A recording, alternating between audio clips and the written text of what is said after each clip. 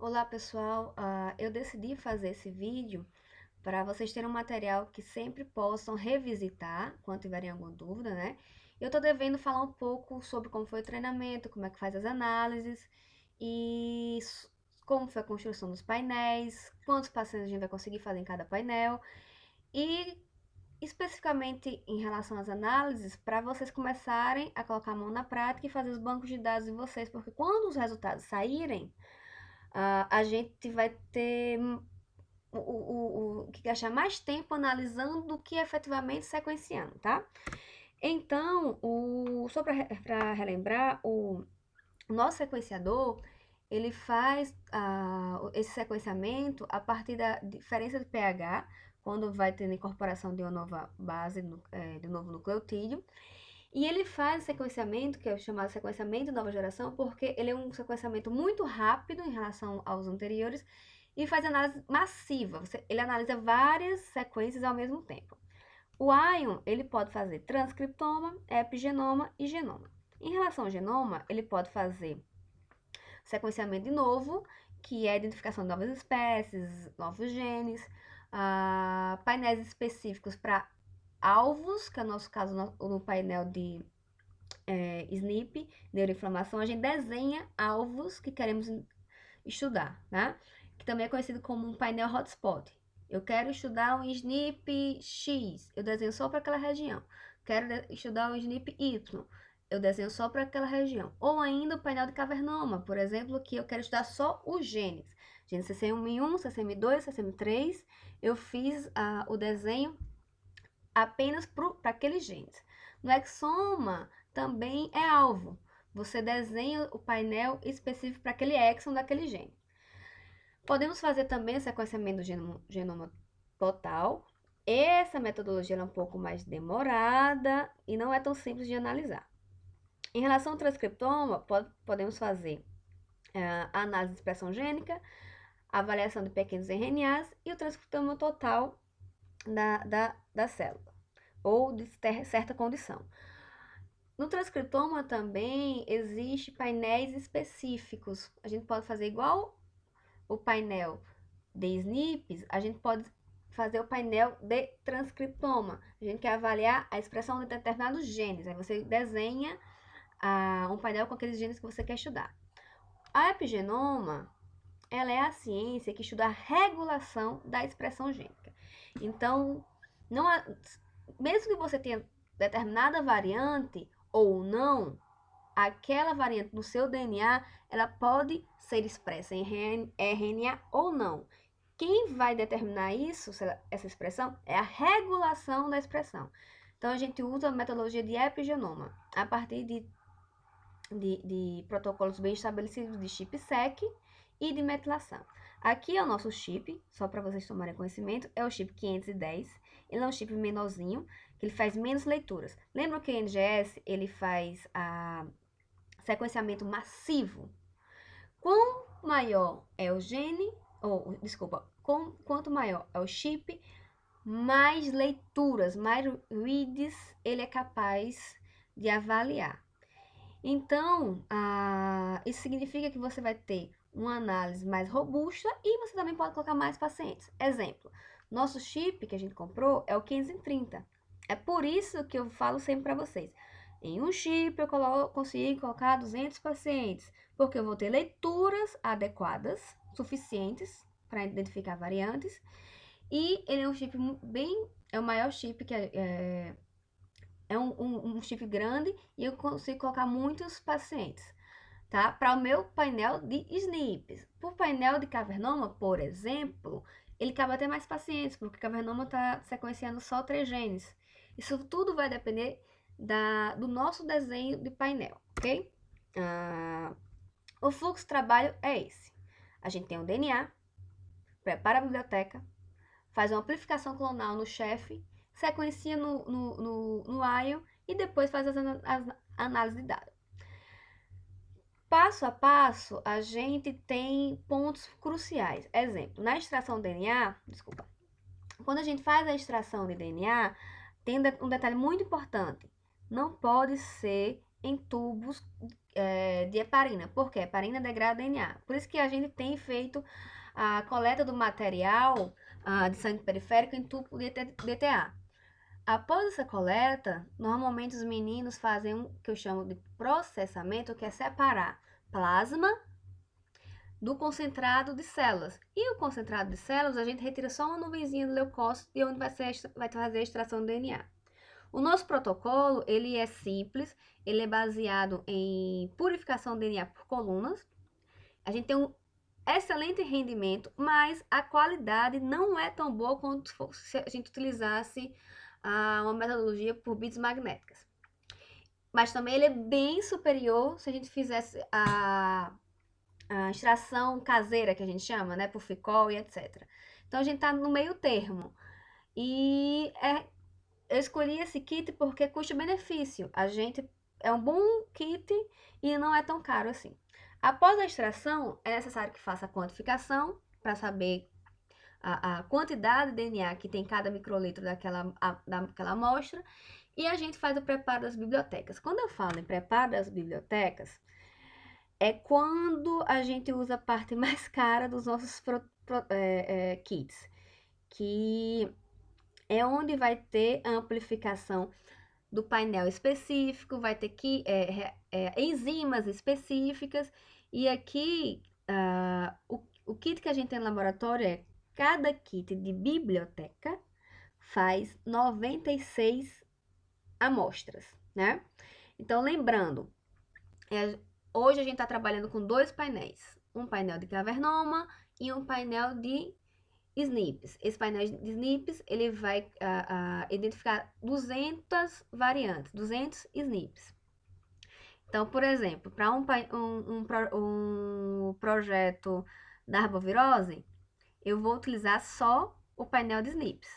Mas para o projeto do cavernoma, para cada paciente, eu vou usar o painel do cavernoma e vou usar o painel de SNPs, tá? Então, um paciente, eu uso 2 amostras da biblioteca, ok? Depois que eu faço a minha biblioteca, essa biblioteca ela é feita em PCR convencional, ela dá um trabalhinho, tá? Mas é simples de fazer. Quem já fez PCR consegue fazer tranquilamente. Depois a gente faz a amplificação clonal. O que é a amplificação clonal? Aqui nessa fase, eu já tenho cada amostra com o painel específico. Eu amplifiquei em cada DNA de cada paciente apenas a região que eu quero estudar. Só aqueles SNPs que eu quero avaliar, aquela região específica. E coloquei um barcode em cada paciente, um código de barra em cada paciente. Por quê? Aqui na amplificação clonal, eu vou colocar todas as amostras em um único tubo. E o nosso chefe, ele vai fazer um procedimento que é como se fosse um bioreator. Ele vai fazer uma amplificação em óleo, certo? Faz como se fosse um bioreator. E aquele óleo com o DNA já amplificado, ele vai expandir clonalmente. A gente vai ter muita sequência de DNA. Por isso que o sequenciamento é massivo. Mas sequência de DNA alvo, aquele que eu quero estudar, né? O chefe, ele trabalha mais ou menos 13 horas. Na frente eu falo um pouquinho mais. Depois que eu faço a minha amplificação clonal, vai para o sequenciador. O Ion, ele tem dentro já um servidor. Assim que acaba o sequenciamento, ele já começa a gerar os dados.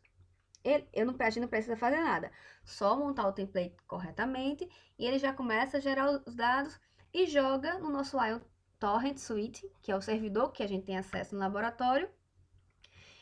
E a gente pode começar a fazer análise de dados utilizando o Ion Reporting.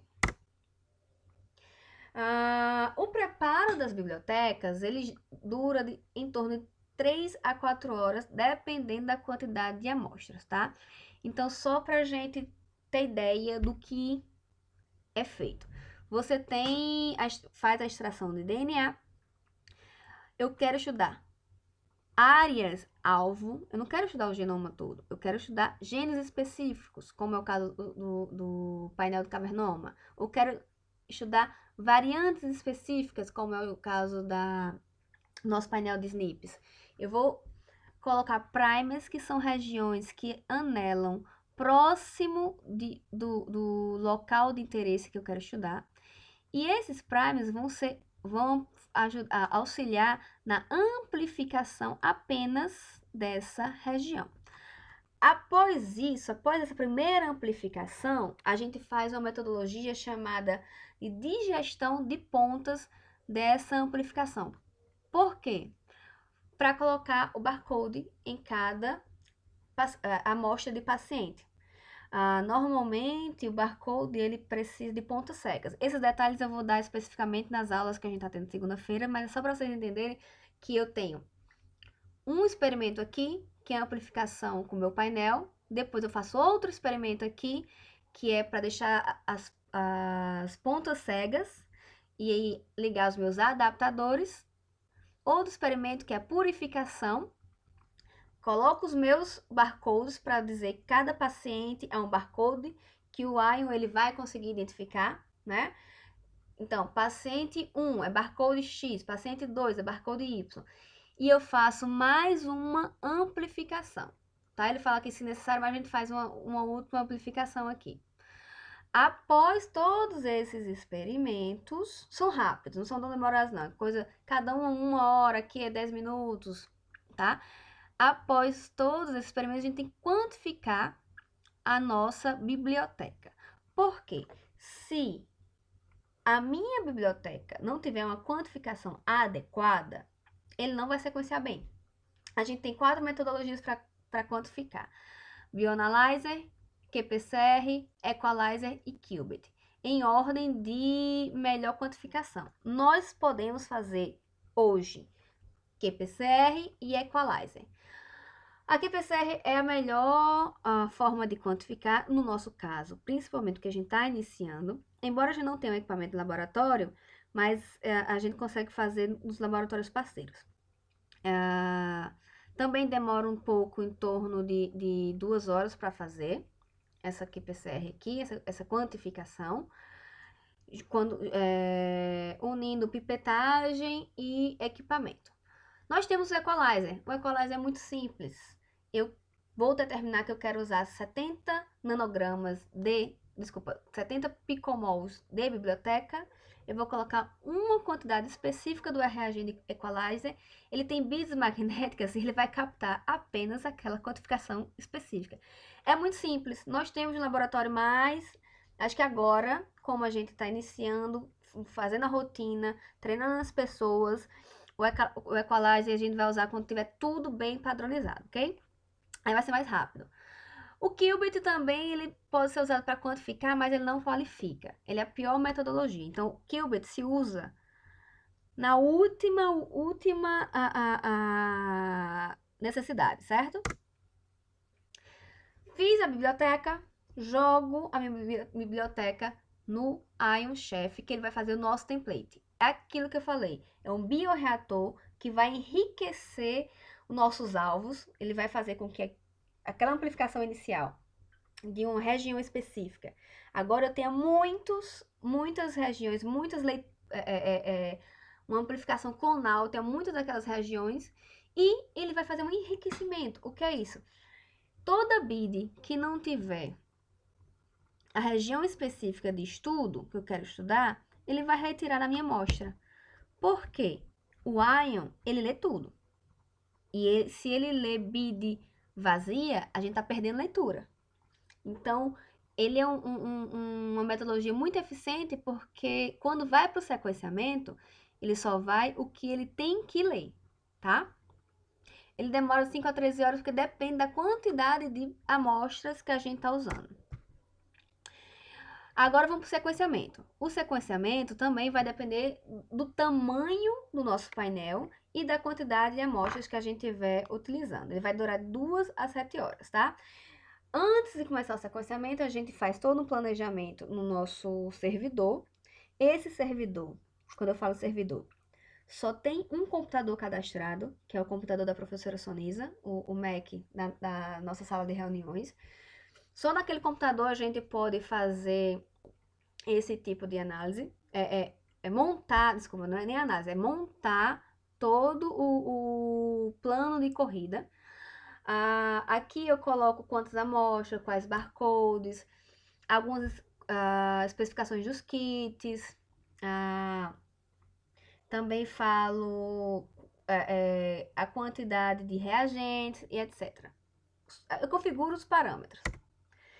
Tem detalhes muito importantes que a gente tem que, antes de fazer cada corrida, a gente tem que montar o nosso plano de corrida antes. Por quê?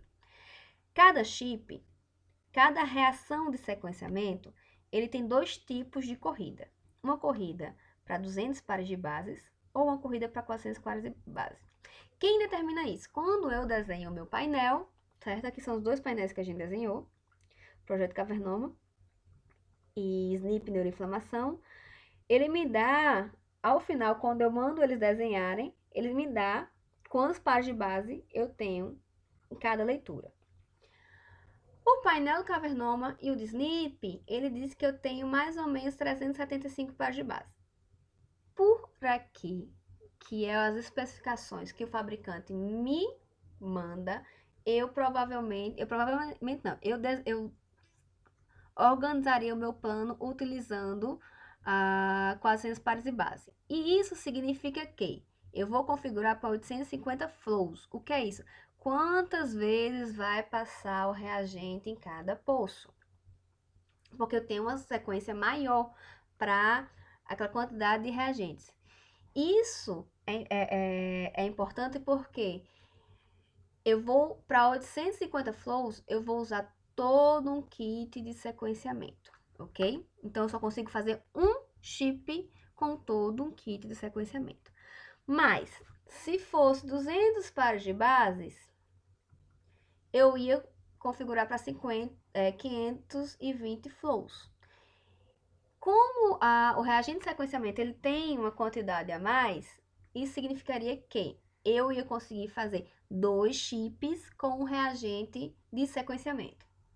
Só para contextualizar vocês, hoje nós temos no laboratório 8 reações completas de sequenciamento, tá? Uma delas a gente já usou no treinamento, então temos 7. Se os nossos painéis forem para 520 flows, a gente vai usar uma reação de sequenciamento a cada 2 chips. Se for para 850 flows, vai ser um chip e uma reação de sequenciamento. Eu tô vendo isso aqui com a equipe de informática ainda, por quê? Só um instante, deixa eu mostrar aqui a vocês. Aqui é o resultado depois do sequenciamento, a gente tem esse reportezinho. O que acontece? Para cada sequenciamento, cada amostra que a gente fez no treinamento, ele me dá mais ou menos um tamanho de leitura. Percebam que eles estão em torno de 300 pares de base. Então, a dúvida é, será que eu vou usar para 500, com esse tamanho aqui, eu usaria para 520 flows ou 850 flows? Isso é importante porque a gente economiza reagentes. E eu já tô vendo isso com a equipe técnica da Termo, porque o especialista, quando veio nos treinar, ele também ficou nessa dúvida. E ele ficou de ver como é que otimiza para nos ajudar. No Ion, no software do Ion, eu também tenho uma calculadora para saber mais ou menos quantos pacientes eu vou usar em cada chip, tá? O nosso chip é o 530. Esse aqui é o nosso chip. O tipo de amostra que a gente vai sequenciar é DNA e vai ser amostra germline, tá? Não é somática. Se fosse somática, eu tenho que ter muitas leituras, mas como é germline, eu não preciso tanta leitura assim. E o nosso painel de SNP significa que caberia aproximadamente 152 pacientes por chip, para SNP. É que eu não mostrei aqui, mas para o painel de Cavernoma, ele cabe mais ou menos 300 e poucos pacientes. Então, quando eu falo 200 pacientes por chip, é porque eu já tinha feito o cálculo para colocar os dois painéis, Cavernoma e SNPs, tá? Ok. O sequenciamento, ele dura 2 a 7 horas, dependendo do tamanho da amostra, das quantidades de amostras e do tamanho do chip. Então, só para vocês entenderem um pouquinho, cada chip, ele tem esses poços, esses nanopocinhos. E quando aquela nossa BID, que a gente enriqueceu, tem muitas amostras aqui de DNA-alvo, elas caem em cada BID aqui, quando eu falo flows, significa quantidade de banhos de reagente em cada pocinho. E esse banho vai fazer com que haja liberação de prótons. Essa liberação de prótons faz com que exista um sistema de detecção e detecta esse sinal, identifica se é uma adenina, se é uma citosina, se é uma timina. Então é mais ou menos assim. À medida que vai tendo a incorporação de um nucleotídeo, vai tendo uma liberação de próton. E esse próton vai sendo detectado, certo? A gente banha um flow, banha com adenina, incorpora uma adenina, libera um hidrogênio. Sequenciou, o próprio ion, ele começa a fazer análise. Ele é nosso servidor. Ele começa a fazer análise, ele começa a processar, classificar o que ele acredita que é verdadeiro ou é falso.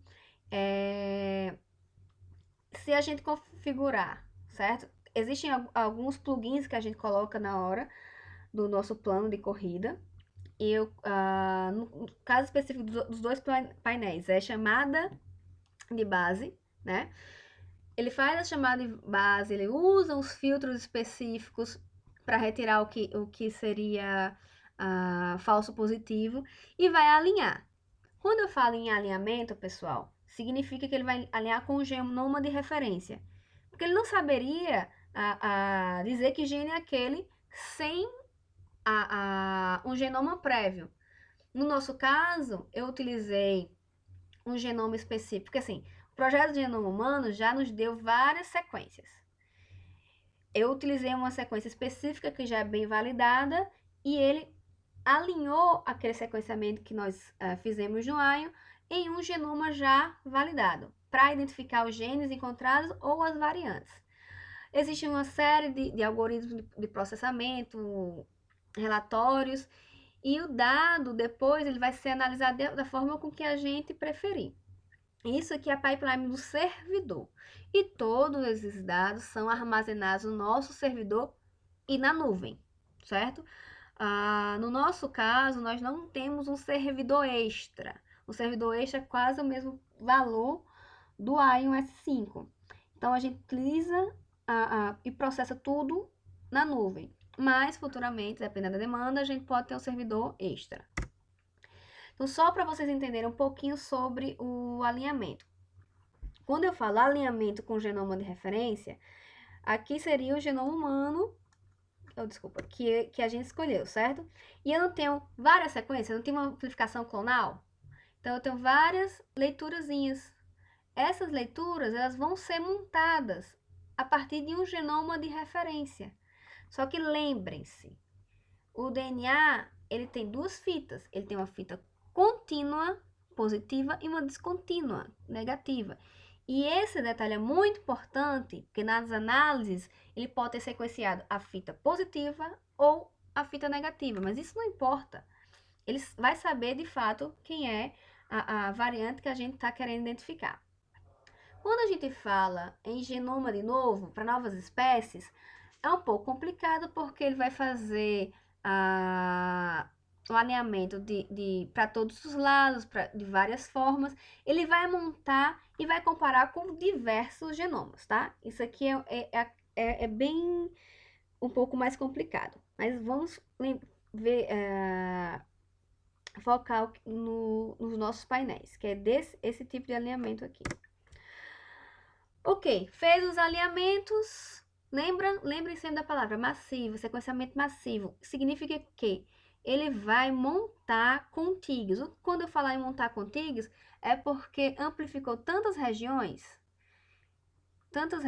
e ele monta. Ele sobrepõe essas regiões sequenciadas e depois monta para identificar qual foi o melhor resultado.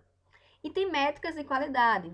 Eu vou mostrar lá na frente a vocês que tem algumas métricas de qualidade. Que pode ser que esse sequenciamento não seja correto, seja um falso positivo. Então, quando ele encontrar um genótipo homozigoto, que são os dois alelos iguais, é porque a maioria dos nucleotídeos identificados são iguais. Percebam que tem aqui lacunas em branco, isso significa que essa amostra não teve o sequenciamento dessa região. Essa amostra não teve sequenciamento dessa região. Mas ele, por software, ele consegue fazer os alinhamentos nas regiões específicas. Se ele é um heterozigoto, tem dois alelos, tem um alelo X e um alelo Y, ele é heterozigoto, ele significa que ele identificou em torno de 50% de cada alelo. Em torno significa que pode ser 40, pode ser 60, pode ser 45, 55, entendeu? Mas é em torno de 50% para cada. Daí do nosso Ion servidor, eu jogo todos os dados para o nosso Ion Report, que é aqui que eu faço todas as nossas análises, tá? Eu poderia fazer as análises no Ion servidor, mas não tem plugins que ajudem, que facilitem nosso trabalho. O Ion Report todo mundo vai poder acessar em casa. Eu não, já falei com a professora Sonisa, eu não libero o acesso agora, porque vocês têm que aprender, entender o que vocês estão fazendo. Mas como eu sou administradora do Ion Reporter, eu posso liberar acesso para e-mails específicos, ok? E no Ion Reporter, ele tem vários algoritmos, ele tem vários bancos de dados que facilitam a nossa vida para identificação e a análise dessas variantes. Qual é a vantagem do NGS, por exemplo, em relação ao sequenciamento de Sanger? Que eu acho que quase todo mundo conhece o Sanger. O Sanger também é sequenciamento de nova geração, porém, ele não é uma boa metodologia para deleções.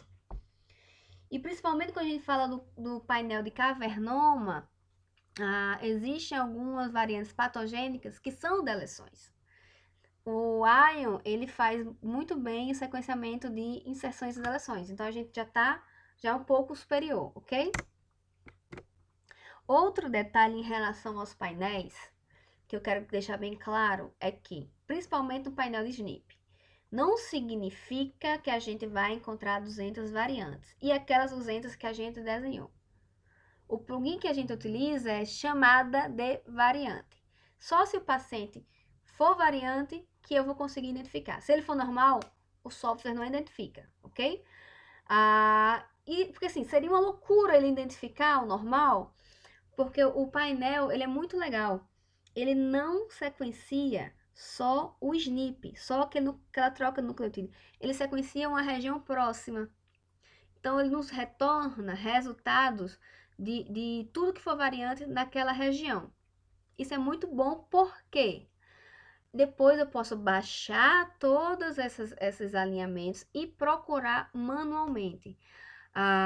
Exemplo, eu não consegui identificar a única variante patogênica para esclerose múltipla nas nossas amostras do treinamento.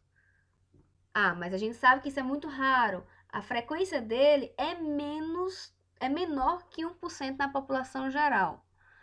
E ela é relacionada à esclerose múltipla familiar. E não foi a nossa amostra que nós utilizamos no treinamento.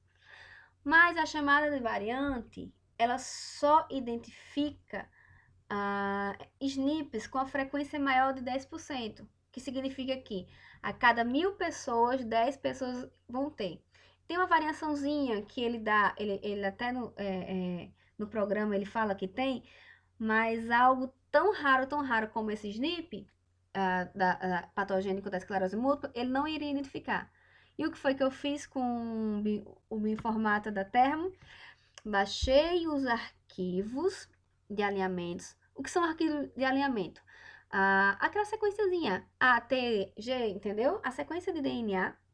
E manualmente a gente procurou. De fato, a nossa amostra não tem aquela variante patogênica, ok? Isso é bom porque eu vou poder procurar outras variantes que não estavam no meu desenho inicial, mas que agora, em algum artigo, em algum congresso, eu vi. E essa variante, se ela tiver numa dessas regiões que a gente, do nosso desenho, então ela vai poder, a gente vai poder buscá-la, tá? Qualidade. Qualidade é muito importante. Não é porque o sequenciamento ele é de nova geração que ele é muito bom. A gente tem que entender que existe erro. A enzima TAC polimerase, ela é uma enzima que vai colocando nucleotídeos para o sequenciamento, mas ela erra, tá? E ela erra muito. Por isso que existe uma métrica de qualidade para o sequenciamento, que é esse Qzinho aqui, ó. Esse Qzinho é a métrica de qualidade. Significa que se eu tiver muitas leituras no Q10, significa que a cada 10 nucleotídeos incorporados vai ter um erro. Então, minha acurácia é só de 90%.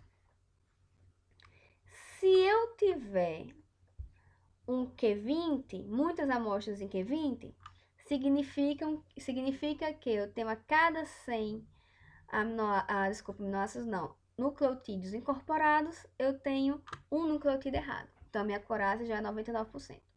Acima disso, a gente chama que o sequenciamento ele foi perfeito, ok?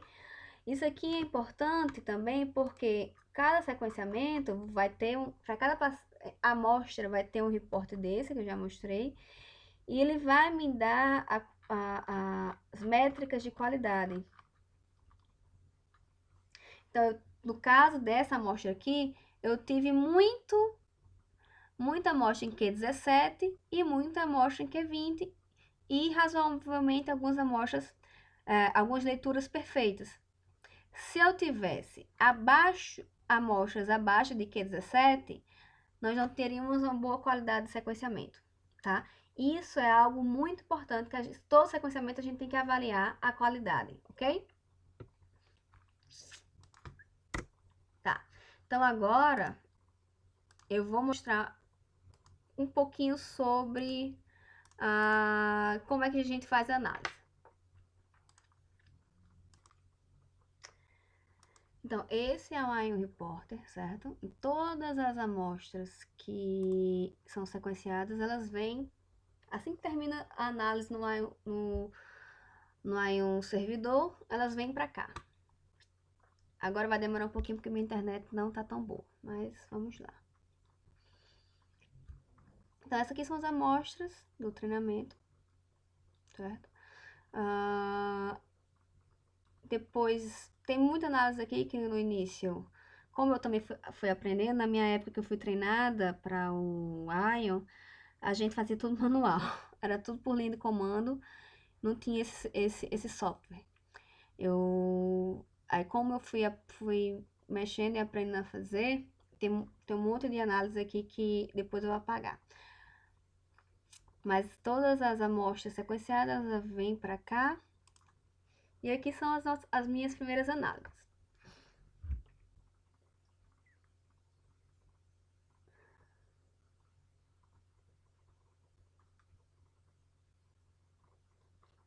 Então, eu já fiz a análise de todas as amostras para o painel de SNP e só fiz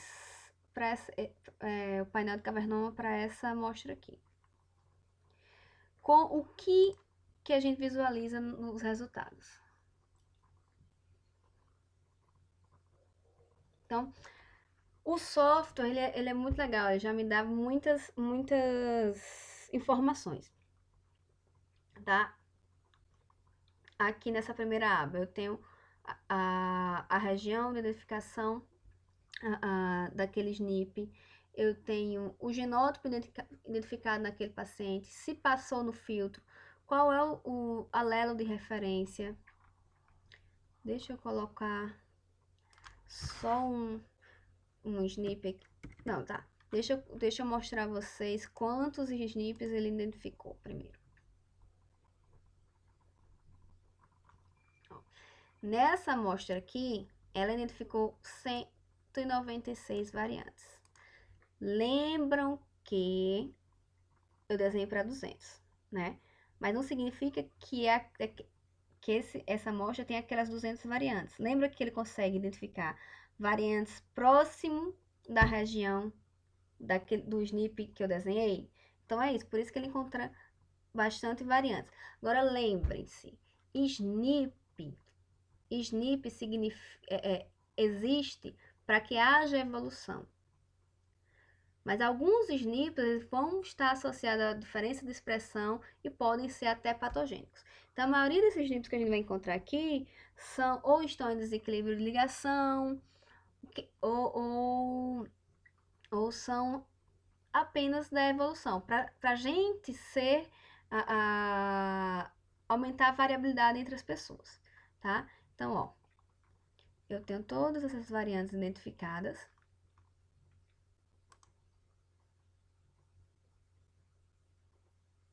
Certo? Hoje, nós temos 4 amostras.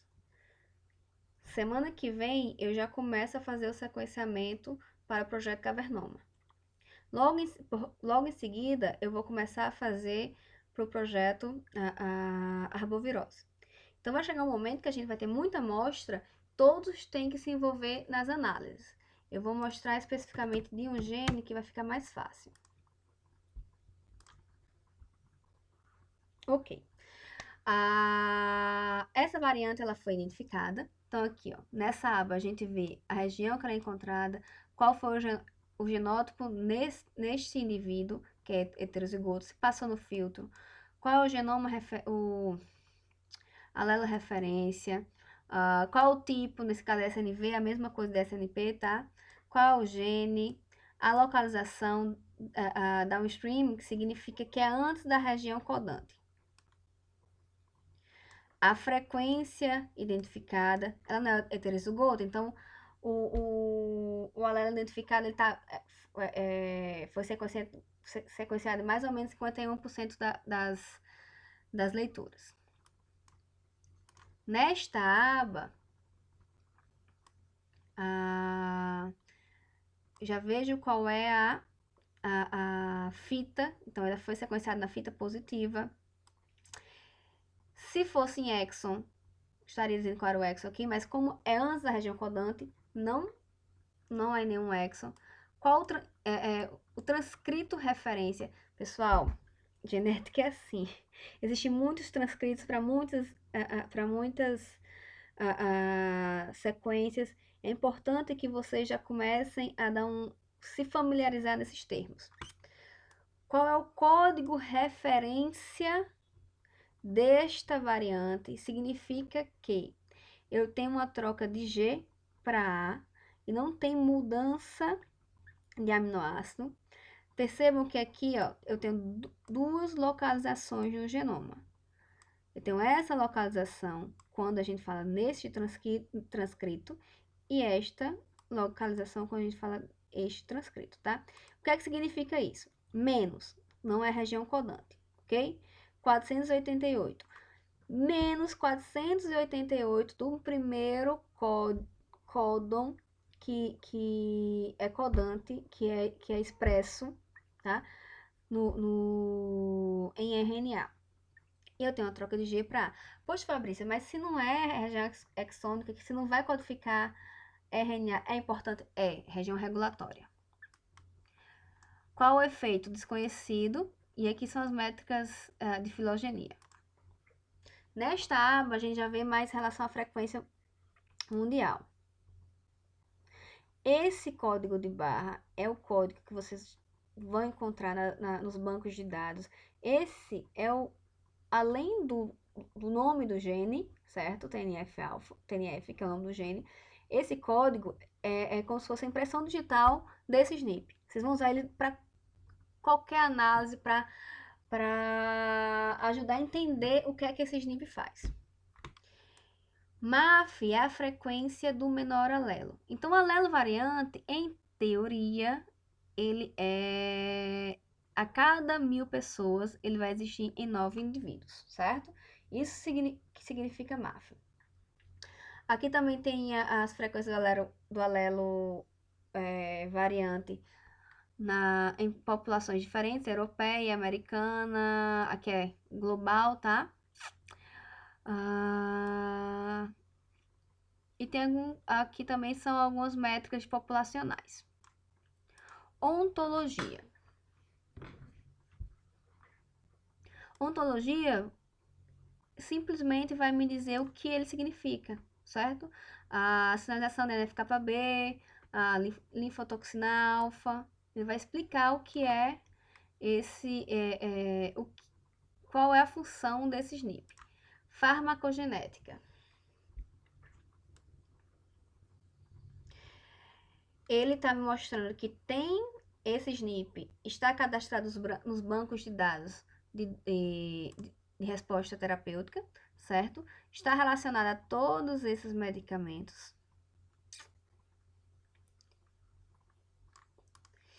E o ClinVar mostra também, esse banco de dados aqui mostra que ele está relacionado com a resposta à droga, ok? Controle de qualidade. No controle de qualidade, é extremamente importante vocês avaliarem se o p-valor ele é baixo, então esse p-valor aqui é significativo.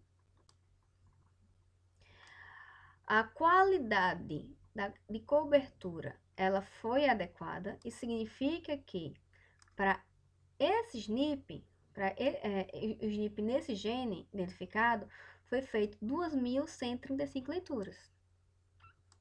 Então, foi feita leitura suficiente para a gente confiar nesse resultado, ok? Agora, por exemplo, deixa eu tirar aqui TNF. Deixar na aba de controle de qualidade.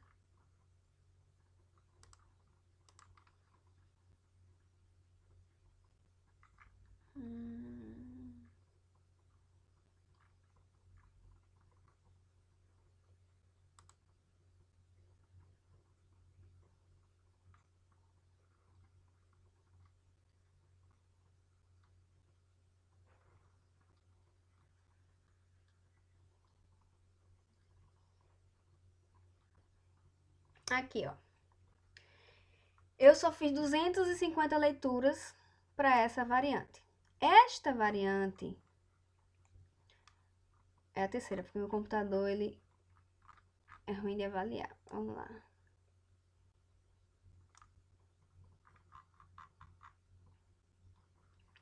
Embora ela tenha significância estatística, esse tipo de cobertura não é uma cobertura que me agrada, certo?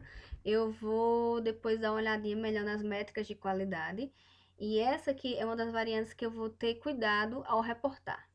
Diferente dessas outras que foram feitas 2.000 leituras, 3.000 leituras para cada variante, ok? Vamos voltar ao TNF. Então, de forma geral, é isso que o Ion Reporter faz. Só que tudo a gente tem que conferir. E tudo a gente tem que entender, não é a frequência desse SNP em determinado estudo. A gente tem que entender o que esse SNP faz. E quando a gente desenhou esse painel, a gente já pensou em SNPs que tem uma caracterização funcional já bem descrita.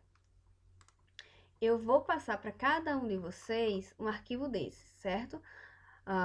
Com todos esses dados que eu mostrei agora anteriormente. O que eu preciso que vocês façam para me ajudar e já para gente, quando os resultados saírem, a gente já ter um entendimento do que cada SNP faz, fazer um banco de dados dos SNPs que provavelmente que a gente vai identificar. Vocês vão pegar aquele código que eu falei, que é a impressão digital de cada variante, e desse código começar a entender o que essas variantes fazem, independente do genótipo. Embora o arquivo que eu vou mandar para vocês tenha o genótipo da paciente, do indivíduo, isso daqui para um paciente não tem importância. A gente vai depois conferir a frequência de cada SNP em relação aos grupos de estudos. Exemplo, no cavernoma, sintomático com assintomático. Eu tenho a maior frequência do SNP em TNF-alfa, entendeu? É mais ou menos o que eu fiz no meu mestrado. Se vocês quiserem, eu vou passar também o meu artigo do mestrado. Esse SNP eu estudei no mestrado e o que foi que eu vi? Que a troca de G para A ela é muito mais frequente em indivíduos que eram controles em relação aos que tiveram meningite bacteriana. Ó, então, 33% dos indivíduos eram heterozigóticos, no grupo controle, que eram pessoas saudáveis, e 13% no grupo que teve meningite bacteriana. E teve mesmo após ajustes, colocando idade e sexo para corrigir, eu continuo com significância estatística. Ah, Fabrícia, mas ok, você só fez análise de frequência. Não. O que foi que eu vi também? Que quem tem pelo menos um alelo variante tem a expressão de TNF-alfa mais elevada, ok? Aqui é sangue periférico e aqui é líquor. No líquor eu tenho um pouco menos de significância, mas no sangue periférico eu tive uma significância melhor. Porque aqui a gente fez a análise utilizando o Luminex e foi citocinas basais. E citocinas basais a gente sabe que sempre tem um interferente. Embora na estatística você tire os outlines, não é a metodologia fechada a que diminui as interferências externas, ok? Ah, mas eu também vi alteração da expressão de L6, que é uma citocina aqui, no caso MCP1, tá? Lembrem que TNF-alfa é uma citocina que estimula a expressão de outras citocinas. Então, você pode ter efeito direto e efeito indireto, ok? Então, esse SNP, ele já tem a caracterização funcional. Baixa ter um alelo alterado, eu vou ter o aumento da expressão TNF-alfa. E com aquele código de barras, desculpa, o código de barras não. Com a identificação de cada SNP, a gente consegue entender tudo o que ele faz. Então, a função de vocês agora, até nossos resultados saírem, é entender o que cada SNP que a gente poderá identificar, ele pode fazer. Porque a gente já adianta bastante tempo de análise. Então, ó, tá, como que eu faço essa análise? Eu vou pegar esse códigozinho, que é a impressão digital do nosso SNP, entro na plataforma PubMed. Aqui no PubMed, eu tenho vários bancos de dados, certo? O primeiro banco de dados que eu vou dar uma olhada é o SNP.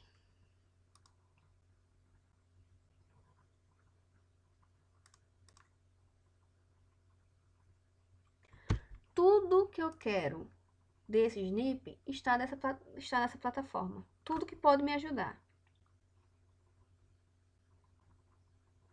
Ok. O que ele me mostra? É um SNP em TNF-alfa, numa região regulatória, tá? Já tem significância clínica, então aqui ele dá um link para entrar no ClinVar. É uma troca de G para A, ok? Aqui nesse caso, o A é o menor, é o MAF, que é o menor alelo, é o menos frequente na população, ok? Aqui a frequência sempre dá a frequência do menos frequente. Existem vários transcritos já reportados na literatura. A significância clínica está relacionada principalmente à utilização de drogas, certo?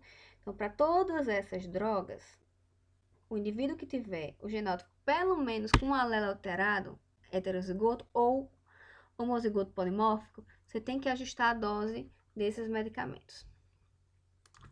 Eu tenho a frequência em diversos estudos, seja global ou em populações específicas, Vejam que, por exemplo, aqui, ó, na população europeia, o menor alelo está em torno de 15%. Mas se a gente for ver asiática, 0,8%. Americana, 5%. Não sabemos como é na população brasileira, mas eu acredito que vai ser mais próxima do global, certo? Porque a nossa população é muito miscigenada.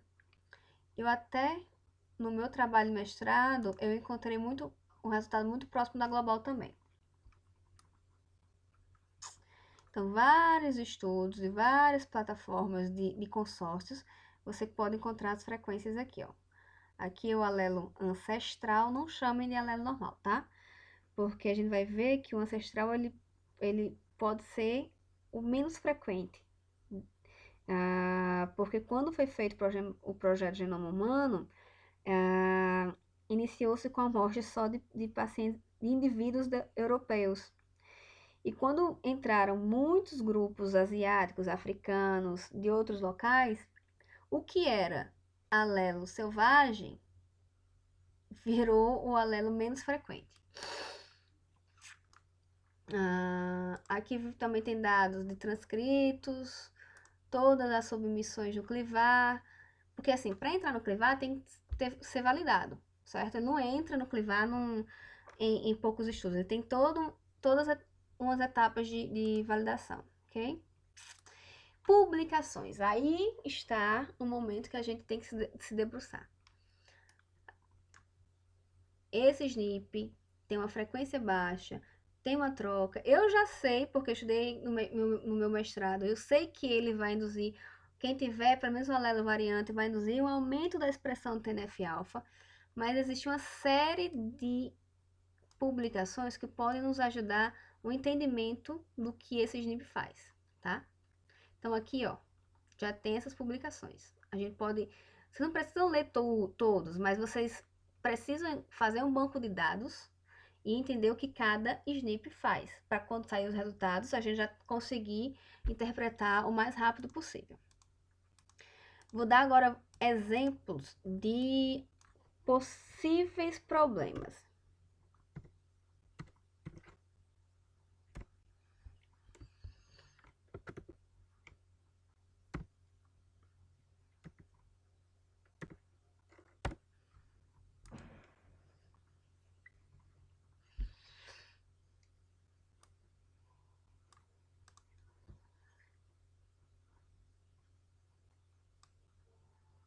Olha só. Tá dizendo que o SNP nesse gene, esse SNP especificamente, esses dois são patogênicos. O que é esse patogênico? Já passou nos algoritmos de patogenicidade e clinicamente ele pode ser relacionado com patogênico para determinada condição. Isso é preocupante. Quando eu vi, eu achei bastante preocupante. Daí o que é que você faz? Vai lá com o código de referência dele. Entra no banco de dados do SNP, significância clínica. Agora ele é benigno. O que foi que aconteceu?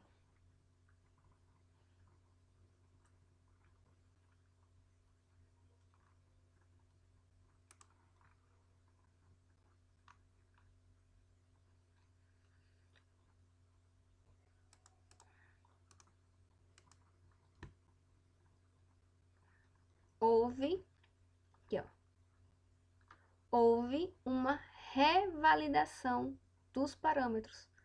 Ele era patogênico e em agosto de 2018 houve uma revalidação, ok? Então, vamos tomar cuidado. O Ion Report ele é muito bom para me dar o nome do gene, para me dar o código dele, certo? Dessa variante. Mas eu prefiro conferir todos esses outras abinhas que ele reporta. Outra coisa.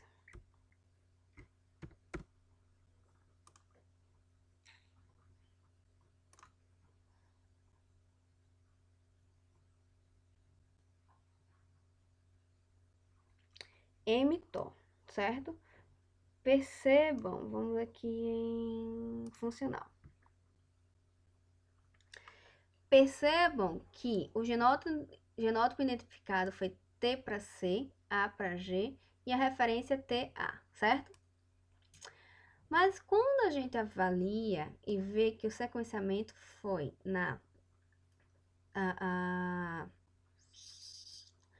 foi na fita descontínua, fita negativa, e o código desse SNP é aqui, ó, AGTC. E o que foi que encontrou aqui, ó? TC, e o código dele é troca de A para G. Poxa, Fabrícia, tá errado. Não. Eu identifiquei ele na fita descontínua. Se tivesse identificado na fita contínua, na positiva, eu encontraria esse código, tá? Então, vocês podem encontrar esses detalhes que, a princípio, pode suspeitar que é erro, mas tá correto. Então, o que eu vou passar para vocês é esse arquivo aqui. O que eu vou passar para o pessoal do Cavernoma, o arquivo da amostra que a gente usou para o treinamento de Cavernoma, e para o pessoal da esclerose múltipla, a amostra que a gente usou de esclerose múltipla e de arbovirose, tá? O que eu preciso é que vocês façam o estudo de cada SNP já identificado. Basta olhar o códigozinho de cada variante, ok? Então, eu espero que ajude. Existem, só para frisar, existem 2 bancos de dados muito importantes que vocês entram no PubMed e jogam aquele códigozinho, vocês vão encontrar todas as informações necessárias, que é o banco de dados de SNPs e o ClinVar, ok? Então, abraços, qualquer coisa é só falar.